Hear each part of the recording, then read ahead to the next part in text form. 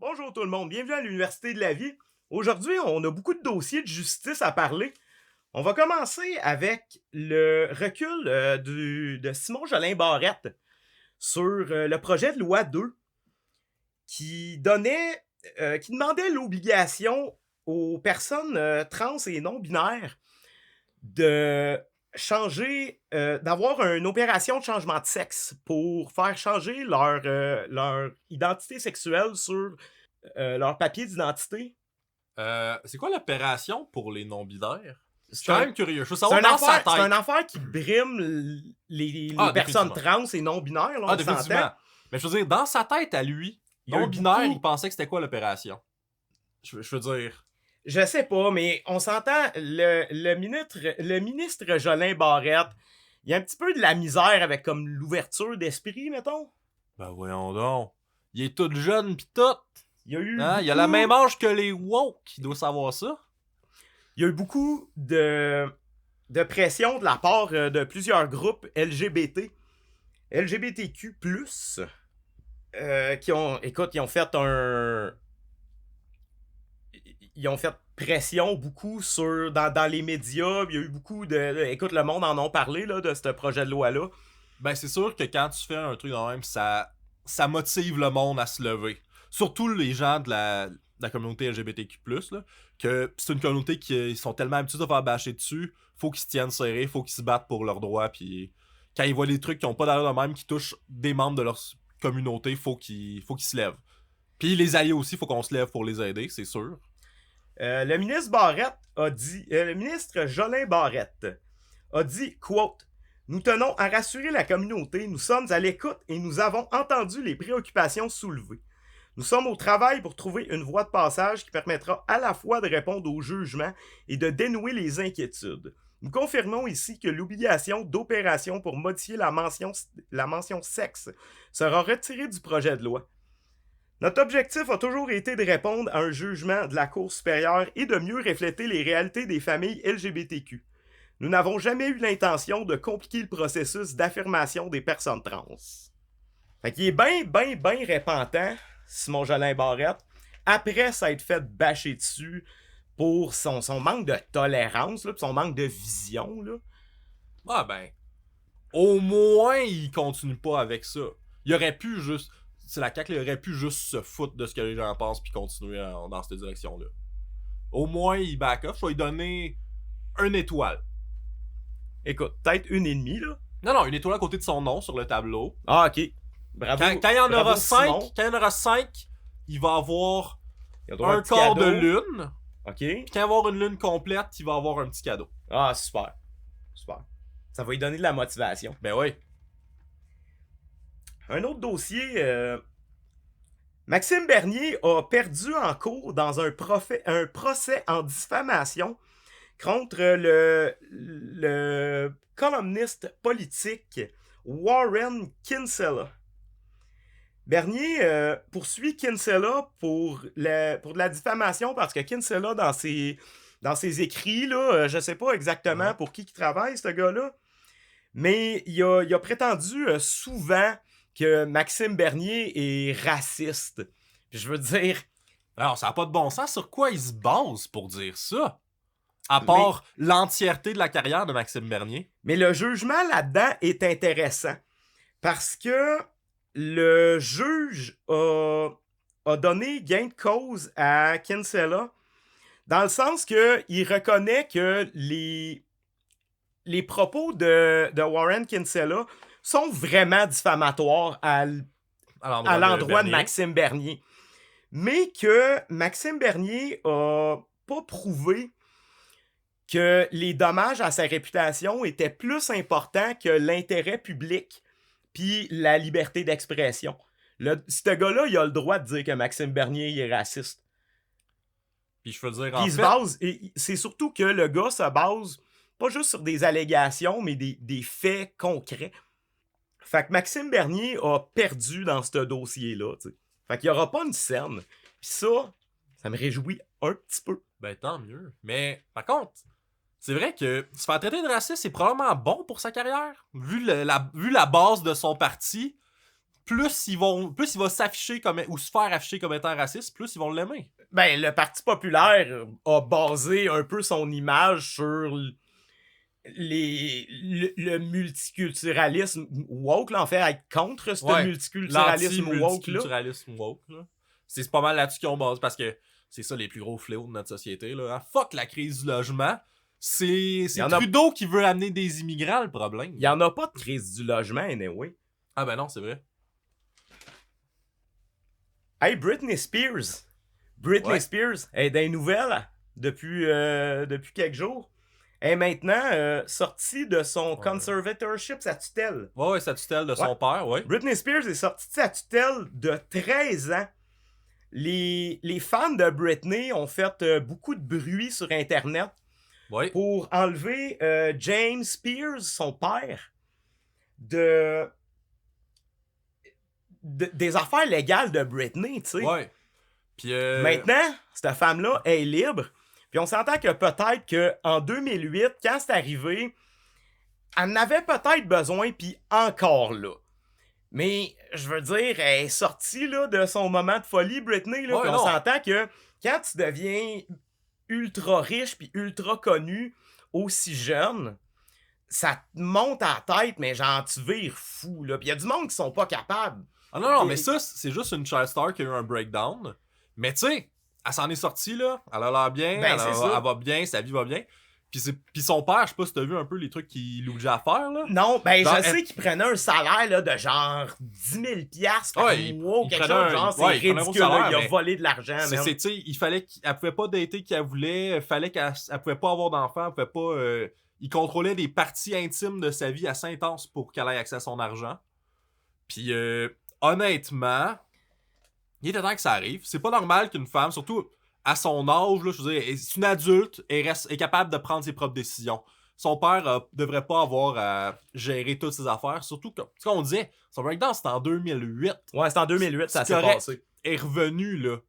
On a tous des moments de faiblesse, pis c'est cool que du monde nous aide dans ce moment-là. Mais quand ça va bien, ça va bien. T'as pas besoin de gérer mon cash pour moi, là. Vraiment, j'ai vu des vidéos là, d'elle qui parlent un peu de ça, puis elle a l'air comme tout à fait saine d'esprit là, aujourd'hui, puis elle a plus l'air de la Britney qui se rase la tête de 2008. Là, t'sais. Non. Tu sais, c'est ça, un breakdown de même, tu peux t'en remettre, tu peux en revenir. C'est pas facile, c'est difficile ce qu'elle a vécu, mais elle en est revenue, elle s'en est ressortie, puis là, elle va bien.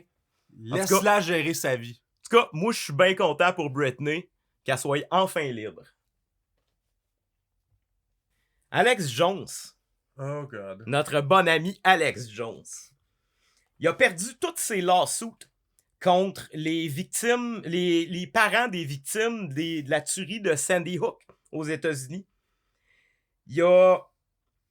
Les familles ont argue en cours que Alex Jones a fait beaucoup de profit à cause des mensonges qu'il a donné à son show Infowars en relation avec cette tuerie-là, qui disait que c'était des crisis actors, puis que c'était pas vrai, cette tuerie-là. Puis ces familles-là se sont fait vraiment harceler de manière intense par les fans d'Alex Jones. Mais le lawsuit, principalement, prétend que Alex Jones a profité monétairement de tous ces mensonges-là.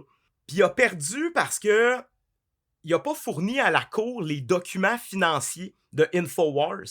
Il a camouflé des preuves financières. Puis ça fait qu'il va devoir donner plusieurs millions de dollars là, à ce monde-là qui l'ont poursuivi. Je suis content parce que vraiment, ce monde-là ont déménagé là, plusieurs fois. Ils se sont fait doxer à mort par les fans d'Alex Jones. Ce monde-là mériterait plus que de l'argent, mais malheureusement, si c'est juste ça la compensation qu'ils peuvent avoir, au moins c'est déjà ça, tu sais. Mais tu sais, on va se le dire, là. Si on se met à leur place. Ok, mon enfant vient de mourir. Il s'est fait assassiner dans une tuerie. Puis là, t'as un hostie de malade sur Internet qui s'en va dire « Ah, c'est de la bullshit, ça. » Puis ses fans viennent te harceler toi, qui vient de perdre ton enfant. Non seulement Alex Jones devrait payer des millions de dollars, mais tous ces fans qui sont allés harceler les victimes devraient perdre toute question. Tu crises tout ça à la rue, man, sur une île déserte, pis t'es laisses mourir là. Crise de déchet de l'humanité. Il y a un recours collectif contre une communauté religieuse intentée par à peu près 200 autochtones contre les Oblats de Sainte-Immaculée. C'était évidemment un pensionnat là, autochtone comme plusieurs au Canada. Ah. Il y a eu des sévices sexuels qui auraient été commis là, de 1940 à 2018. Quoi? Ouais, Quoi? jusqu'en 2018. Non, non, un groupe religieux qui ferait des sévices sexuels sur des gens, non. Par des curés qui sont décrits comme des monstres. Ce serait des séries d'agressions sur 2 à 3 ans chacune. La moyenne d'âge des victimes était de 13 ans. J'ai lu ça, j'étais un petit peu horrifié. Ben, je veux dire, avec tout ce qu'on a appris dans les derniers mois sur les pensionnats, ouais. Je suis pas surpris. C'est pas mal mais ça je suis qu'on le horrifié. sait. Ouais. Mais c'est horrible. une histoire qui avait sorti, je pense, en 2018. Qui avait sorti par la presse ou le Journal de Montréal, je me souviens plus trop. Mais c'est un cas particulièrement flagrant parce que ces prêtres-là sont vraiment décrits comme des monstres, là. La seule façon de les décrire, c'est des monstres pis des étrons de restants de Galles. Y a pas d'autre façon de décrire ça, là. Je veux dire, des déchets de même, tu t'en débarrasses.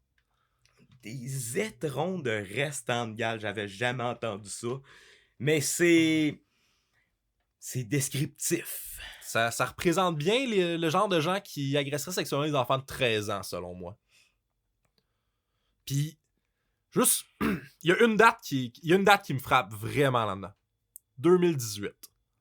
Hey, ça fait pas longtemps que ça a arrêté, ça, là. Non, c'est il y a que... 3 ans, là, ça me semble c'est des affaires qui se passaient comme dans les années 70. Quand on entend parler à la TV, tout, on se dit tout, oh mon Dieu, c'est dans les années 70, là, c'est ça, c'est dans les années 60, ah, ça fait longtemps. Hey, 2018! C'est moderne, là. C'est proche en esti, nous autres. Il n'y a pas juste l'Église catholique qui est un groupe dangereux. Facebook a désigné Atalante comme un groupe dangereux.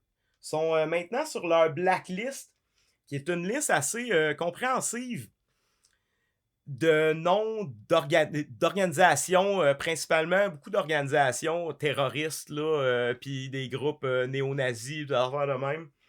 Mais justement, Atalante a été placé sur cette blacklist-là à cause de beaucoup trop de partage d'iconographie nazie. Ben voyons Écoute, donc. ça m'étonne pas, là. Voyons, Atalante pis le nazisme ensemble, ça a pas de sens, voyons donc. Qui l'a vu venir? Évidemment, le groupe a déjà migré vers d'autres plateformes qui sont plus permissives de ces niaiseries-là. Là. C'est laquelle déjà la plateforme de Trump? Ah, c'est quoi là? C'est Truther ou quelque chose comme ça? Ah, non, c'est... C'est une espèce de gamique. Tu sais, Trump, il chiale beaucoup contre la Chine, là. Mais son affaire de social media, c'est comme backé par une super compagnie financière chinoise. C'est l'ironie parfaite, là. Oh, God, j'aime ça. Une tenniswoman chinoise qui s'appelle Peng Shuai, qui a accusé dernièrement, en fait le 2 novembre, qui a accusé l'ancien vice-premier ministre Zhang Gaoli d'agression sexuelle. Et depuis ce temps, Peng Shuai a disparu. Elle a mystérieusement disparu. Par la suite, le gouvernement chinois a publié dans le média d'État anglais un email qui a l'air extrêmement louche de Madame Peng Shuai, qui dit que les allégations de sexual assault n'étaient pas vraies, qu'elle n'est pas en danger, puis qu'elle n'est pas missing. OK. Que si le Women's Tennis Association voulait prendre des nouvelles d'elle, puis de publier des nouvelles sur elle, de vérifier les informations, puis lui demander son consentement. C'est un email qui a été publié par le média anglophone du gouvernement chinois, en gros. Ah, fait que elle, après qu'on ait plus de traces d'elle, elle a écrit par le email du gouvernement chinois qu'elle était correcte pis que tout allait bien. C'est legit. Moi, je le crois. Je veux pas dire que cette femme-là est morte. Peut-être qu'elle l'est pas. Peut-être que la Chine va backer, tu sais. Ben, selon moi, qu'elle se montre pas en ce moment, elle a pas du bon temps, là. Non, elle a un très très gros problème en ce moment si elle est ouais. encore vivante. J'espère vraiment de tout cœur qu'ils l'ont pas déjà assassinée, là. Je crois pas du tout le email qui a été envoyé et publié par le média d'État, là. Non, le email qui est clairement pas de elle, là. Je veux dire, ça. Y a-tu vraiment quelqu'un qui va croire ça, là? Évidemment, le Women Tennis Association, tous les membres font comme ça n'a pas de bon sens. On veut des nouvelles de cette femme-là. Ils parlent de boycotter littéralement la Chine jusqu'à temps qu'on ait des nouvelles de cette femme-là, en gros. Good! À un moment donné, on peut pas les laisser faire ce qu'ils veulent avec. On peut pas laisser faire ça, là. Ça n'a pas de sens. Faut boycotter la Chine le plus possible dans pas mal toutes les situations tant qu'ils vont continuer à faire des horreurs de même. On va être d'accord pour se dire que l'esclavage, c'est pas correct. Je vais dire oui parce que je suis devant un micro. Le Canada a décidé de mettre un frein aux importations qui viennent de pratiques basiquement d'esclavage. Il y a un shipment de vêtements en provenance de la Chine qui est louche et qui a été intercepté au Québec. Qui est pour une compagnie qui est sous enquête pour des pratiques vraiment de slave labor. Il y a aussi une compagnie qui s'appelle Supermax Corporation. Une affaire qui ressemble un peu trop à Omni Consumer Product dans Robocop, qui a un contrat de 222 millions avec le gouvernement canadien. Cette compagnie-là produit des gants de nitrile, les gants médicaux qu'ils utilisent. Évidemment, ils ont fait beaucoup d'argent avec ce contrat-là à cause de la pandémie de COVID. Mais ils sont sous enquête, eux autres aussi, pour des pratiques plus ou moins légitimes de... C'est un petit peu de l'esclavage, là. OK. C'est parce que il y a énormément de multinationales qui font des pratiques qui s'apparentent qui sont très proches de l'esclavage. Ouais, il y a une sénatrice d'ailleurs, une sénatrice canadienne qui demande au gouvernement plus de transparence puis plus de contrôle sur ces importations-là qui viennent de pratiques là, qui sont pas légales ici. Non. Ben souvent, tu vois les compagnies, quand ils vont aller fabriquer des produits ailleurs, tu regardes dans quelle place qu'ils vont les faire fabriquer. Puis les lois sur la protection des employés dans ces places-là, puis tu vois une corrélation assez forte. Le moins il y a de lois pour protéger les employés, le plus les compagnies veulent aller se faire des usines là-bas. C'est spécial comme corrélation, hein? Puis je veux dire, on a beaucoup des grosses compagnies qu'on utilise leurs produits presque à tous les jours, que ça vient d'esclavage d'enfants, là. On le sait très bien, on n'en parle pas beaucoup, mais... Non, on n'en parle pas beaucoup, mais c'est quand même important d'être conscient que ton mode de vie est dépendant du malheur des autres, tu sais. Le sénateur américain Rand Paul veut bloquer la vente d'armement pour l'Arabie Saoudite. Il veut se liguer avec plusieurs sénateurs démocrates pour empêcher l'administration de Biden de vendre 280 missiles et 596 lance-missiles à l'Arabie Saoudite. Ces missiles-là sont des air-to-air missiles. Puis, selon l'administration Biden, c'est vendu uniquement pour se défendre contre des tirs de roquettes ennemies. C'est pas supposé être utilisé offensivement. Mais il y a plusieurs personnes qui disent que la ligne entre une arme offensive et une arme défensive est très très mince. Puis, je veux dire, un missile, c'est un missile. Tu peux t'en servir pour faire des espèces de niaiseries. Entre autres, depuis 2014, l'Arabie Saoudite fait un blocage militaire sur le Yémen, empêche plusieurs ressources d'arriver, de la bouffe, des médicaments, un peu de tout. il cause présentement une des pires famines dans le monde, au Yémen, puis on n'entend pas vraiment beaucoup parler. Depuis l'élection de Joe Biden, le prince d'Arabie Saoudite, Mohammed Ben Salam, a l'air de punir un peu le marché du pétrole pour se venger un peu de Joe Biden qui est moins de son bord que Donald Trump l'était. Ben, tu vois, j'haïs vraiment cette nouvelle-là. Je l'haïs vraiment personnellement. Parce que elle me rend d'accord avec Rand Paul, pis ça, j'aime pas ça. J'aime pas être du bord à Rand Paul. Ouais, mais tu sais ce qu'on dit, a broken clock is right twice a day. Je le sais, j'aime pas ça. Parce que, honnêtement, pis ça, on se cachera pas, c'est pas juste les États-Unis qui le font, là, vendre de l'armement à des gens qui font des crimes contre l'humanité. Ah là. non, nous Le autres Canada, au Canada, on vend fait encore ça du aussi. stock aussi à La l'Arabie France, Saoudite. l'Angleterre, Ah. tous ces pays-là font des affaires en or avec la guerre. Ah ouais. Ben, c'est pas la guerre, c'est un génocide.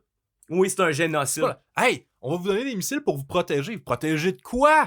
Vous battez contre le Yémen, ils vont vous lancer des roches. Un gars avec un lance-roquette de l'autre bord d'une baie. Fait que t'as besoin de 500 lance-missiles pour te protéger de ça? Ouais, man. La seule chose qu'on fait, la seule chose que les États-Unis vont faire, s'ils vendent ces armes-là, c'est être aussi coupable de... Ils vont avoir le sang des pauvres gens du Yémen sur leurs mains. Ça fait déjà... Ben, ça fait depuis 2014, en fait, Ouais. que les États-Unis ont le sang des Yéménites sur les mains, là.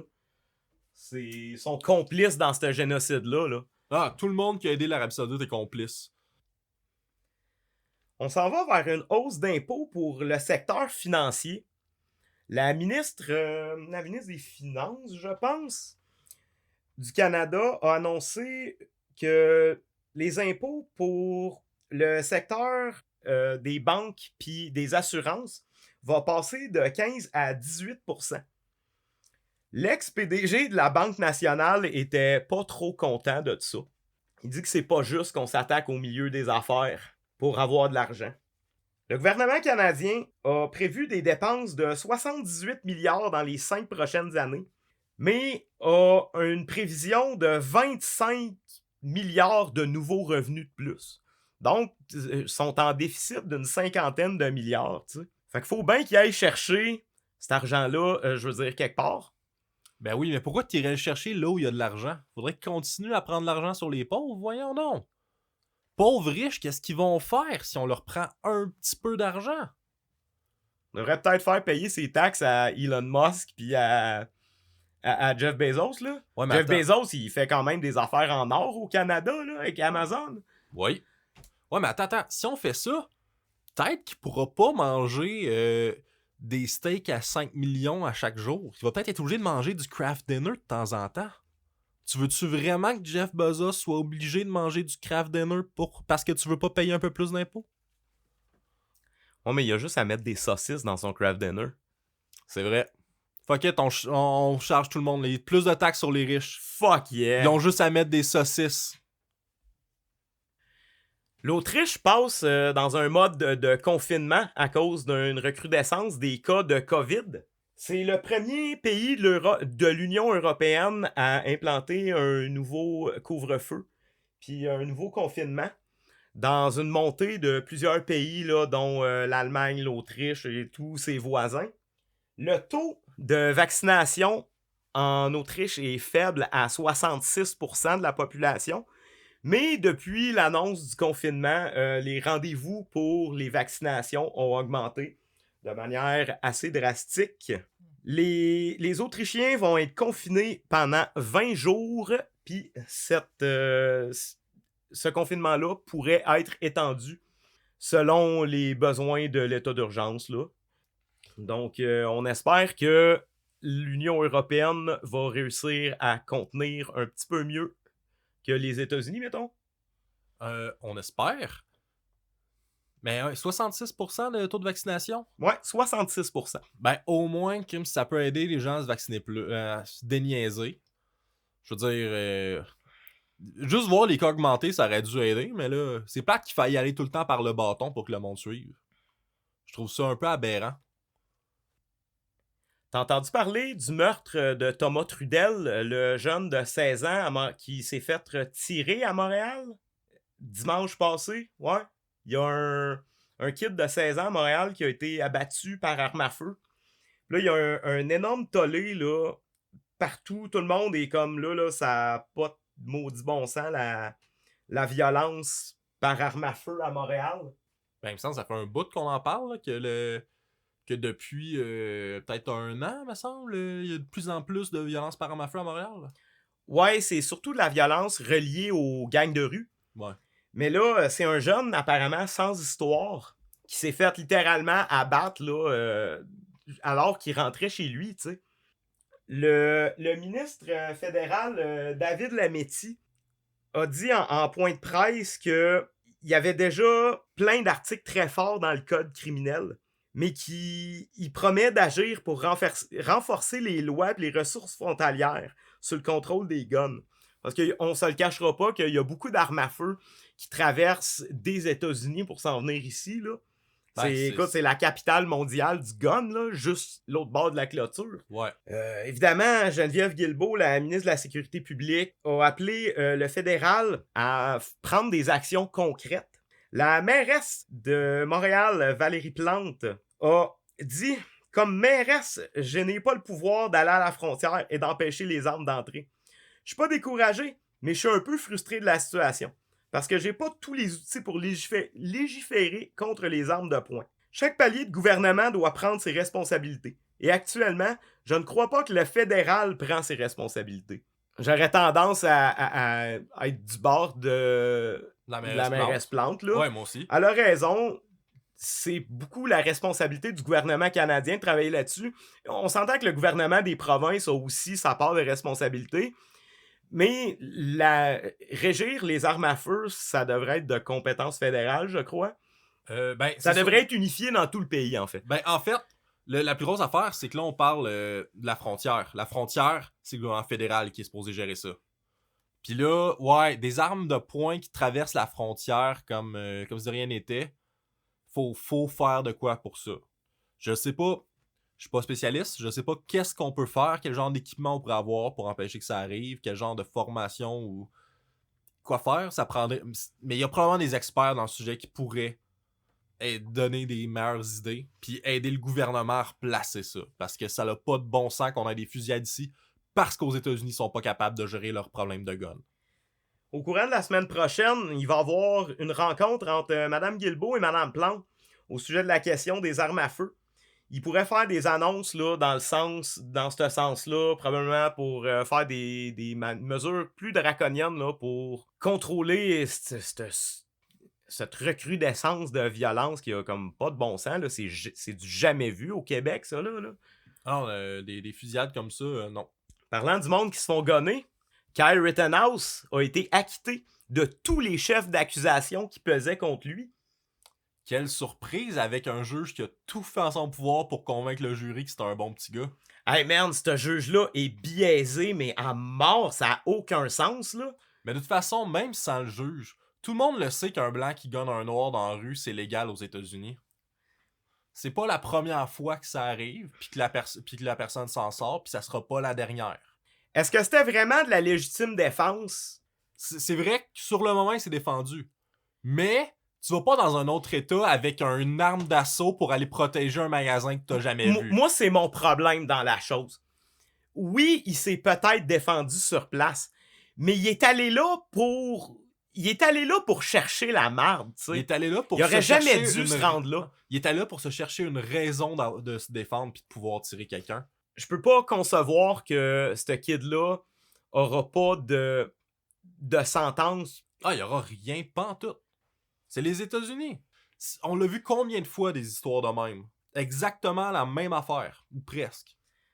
Ben justement, parlant de blancs avec de l'argent qui s'en sortent tout le temps, un kid de 20 ans, son nom c'est Christopher Belter, un kid de 20 ans, qui a abusé sexuellement de 4 jeunes filles underage, là, ok?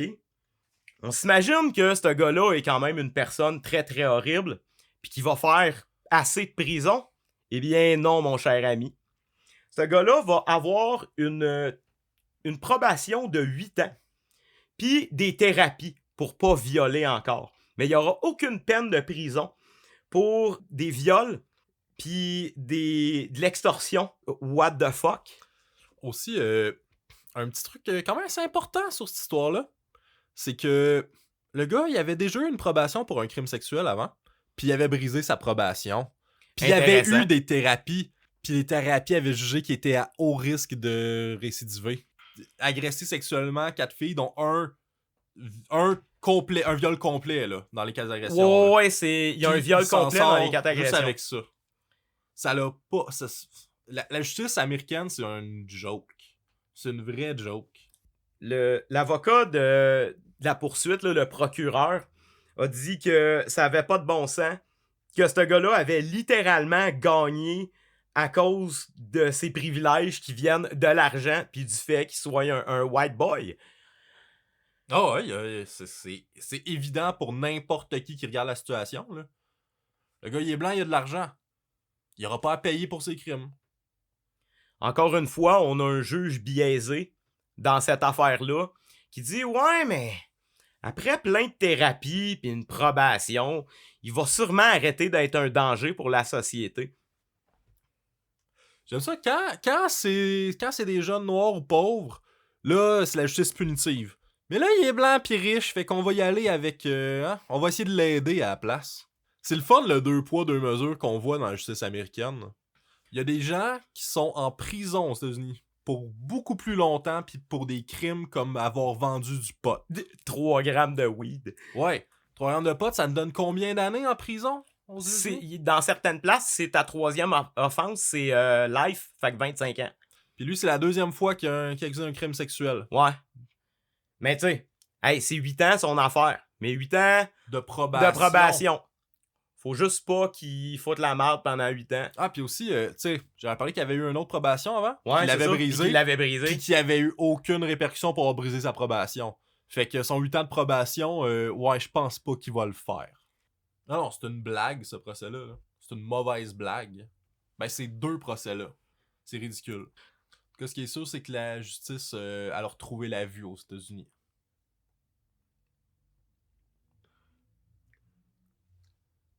Notre bon ami, le sénateur américain Ted Cruz. Oh, Teddy. A parlé l'autre fois de faire une sécession avec les États-Unis. Il dit que le Texas devrait faire une sécession avec les États-Unis parce que les démocrates essayent de fondamentalement détruire les États-Unis. Mais il dit qu'il n'est pas encore prêt à give up on America. Il a dit « I think Texas has a responsibility to the country and I'm not ready to give up on America. I love this country. » Il a aussi prétendu que le Texas est une incroyable force qui garde l'Amérique from going off the cliff. Puis qui garde les États-Unis ancrés dans les valeurs qui ont construit cette belle nation. Il est jamais allé en Floride, lui, hein?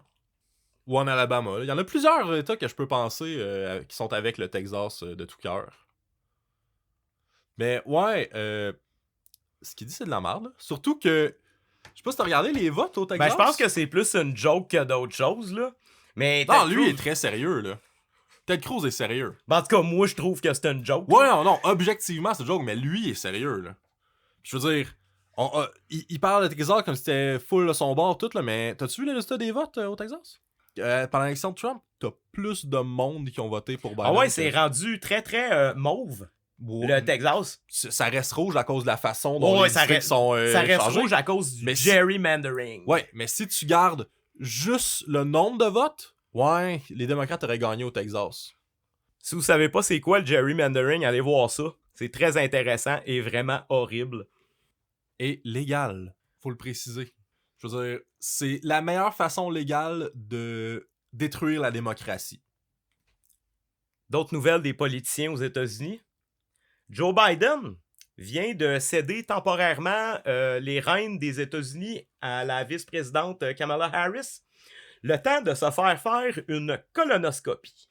Est-ce que ça a rapport avec le fait que Joe Biden a lâché un pet vraiment fort et auditif et très long devant la femme du prince Charles, la duchesse Camilla, je pense, la semaine passée à la COP26?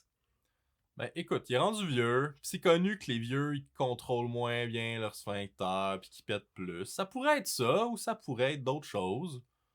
Je veux dire, mais de toute façon, je veux dire, Biden, ouais, Écoute, il est Biden, vieux. Il est très vieux. c'est rendu une momie, là. Il est pas loin. Mais je veux dire, c'est un peu comme le mari de la reine là, qui est mort il y a quelques mois. Là. Oh, pas tant. Oh, Biden a l'air plus en Ouais, santé. il a l'air que plus en santé. Le prince. Le prince Philippe, Ouais, qui, le prince qui est Philippe. mort il y a Ouais. quelques mois. Ouais, non. Biden a l'air encore humain, lui.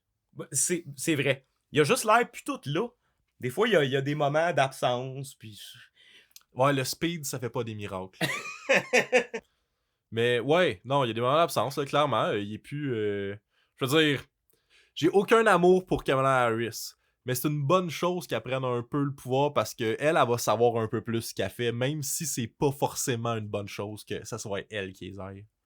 Ben, je veux dire, à date, Joe Biden fait un job assez average là, pour un président américain.